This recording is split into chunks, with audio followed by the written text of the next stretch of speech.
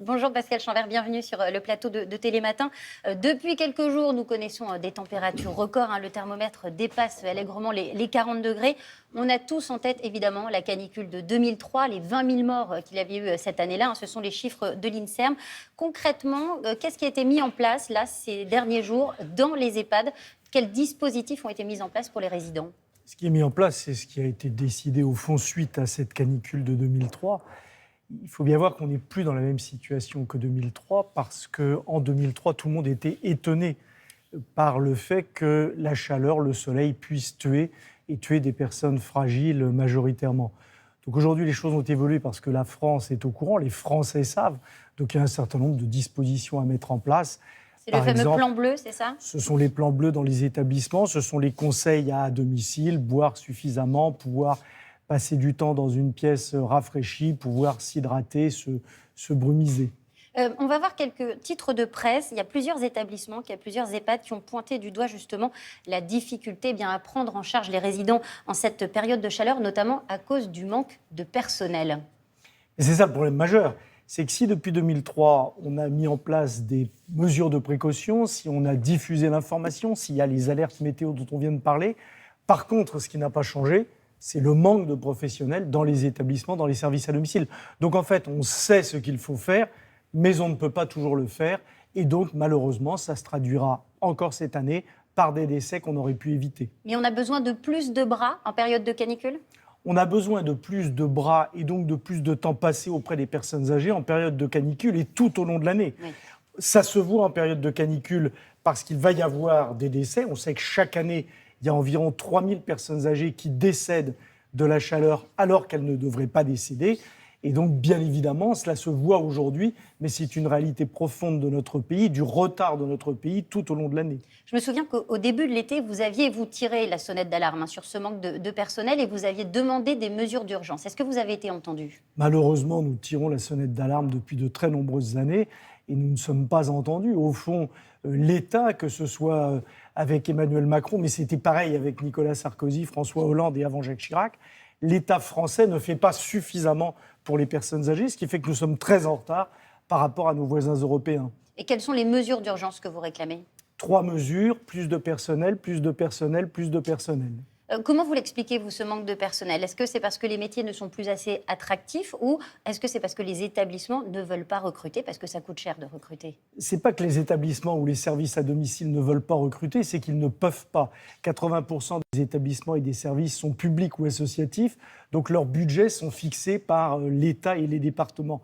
Et l'État et les départements donnent des budgets insuffisants, ce qui fait que les directeurs ne peuvent pas recruter à domicile ou en établissement. Donc ce qu'il faut, c'est donner des moyens supplémentaires aux établissements et aux services à domicile pour pouvoir recruter plus de personnel et avoir plus de temps passé auprès des personnes âgées. Alors après, vous dites, est-ce que c'est parce que le secteur n'est pas attractif ?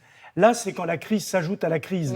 L'incurie des pouvoirs publics sur ce manque de professionnels conduit à une deuxième crise. C'est qu'aujourd'hui, les professionnels savent que les conditions de travail sont difficiles dans l'aide aux personnes âgées, comme d'ailleurs dans l'ensemble du secteur de la santé, dans les cliniques ou dans les hôpitaux, c'est pareil.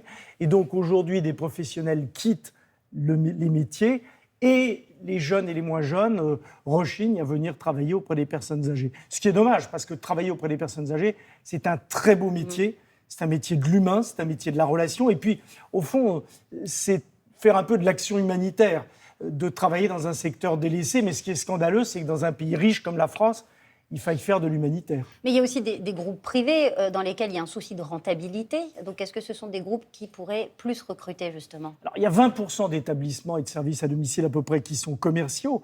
Et donc, j'imagine que vous avez en tête l'affaire Orpea. Bien sûr. Bien entendu que chez Orpea, là, ce ne sont pas les pouvoirs publics qui définissaient les budgets. Ce sont les anciens dirigeants d'Orpea qui ne recrutaient pas suffisamment de personnel et qui faisaient n'importe quoi dans des conditions qui seront à préciser et qui, j'espère, seront sanctionnées sévèrement par la justice. Mais le problème des 80% d'établissements ou de services à domicile publics et associatifs, ce n'est pas un problème de rémunérer des actionnaires ou de détourner des crédits. C'est qu'ils n'ont pas les moyens, puisque leurs moyens sont fixés par l'État et les départements. Il y a une autre difficulté qui vient s'ajouter à la canicule, c'est celle de l'inflation. Tous les ménages l'ont vécu cette année. De quelle manière est-ce que cette inflation a impacté et continue à impacter justement les EHPAD et les résidents ?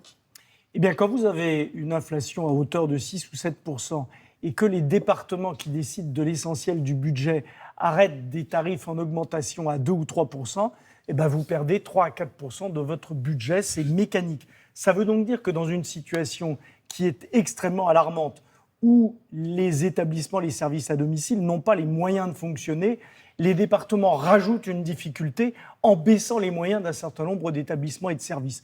C'est absolument intolérable et nous espérons que les départements réagiront, modifieront leurs décisions. Et puis, j'entendais tout à l'heure dans votre journal que le président Macron veut relancer son quinquennat.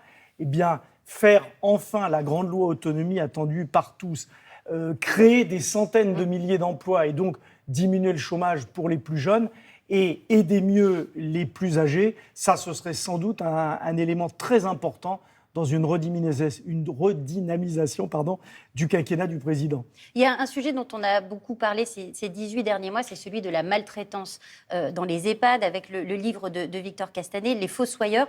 On en est où aujourd'hui ? Qu'est-ce qui a changé depuis la sortie de ce livre ? Quasiment rien. Orpea. Donc il y a encore de la maltraitance aujourd'hui dans les EHPAD ? Bien sûr, bien entendu, dans les établissements, dans les services à domicile. Ce qui a changé, c'est qu'on a fait partir les dirigeants corrompus d'Orpea. Mais pour le reste, dans les établissements publics et associatifs, il n'y a pas un centime de plus.